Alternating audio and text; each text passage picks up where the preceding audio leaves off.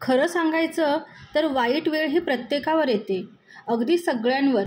प्रभू रामचंद्रांना देखील वेळेने सोडले नाही. तेथे तुम्ही आम्ही कोण लागून गेलो? तुम्हाला मी खरं सांगू, माझ्या आयुष्यातही बऱ्याचदा असे प्रसंग आले, पण त्यातून मला खूप शिकायला मिळालं. किंबहुना त्यातनं चांगलंच होतं असं माझं स्पष्ट मत आहे.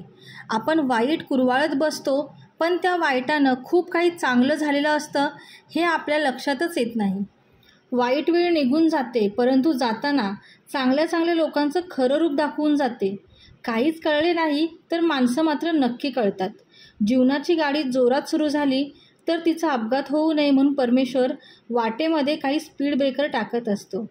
काही काळाकरिता तुमची गाडी थोडी हळू होते खरी, पण तुमचा अपघात होत नाही.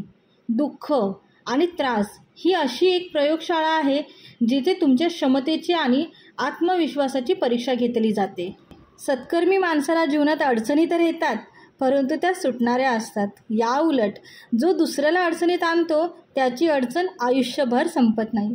खरं आहे ना? तुमचं मत नक्की सांगा.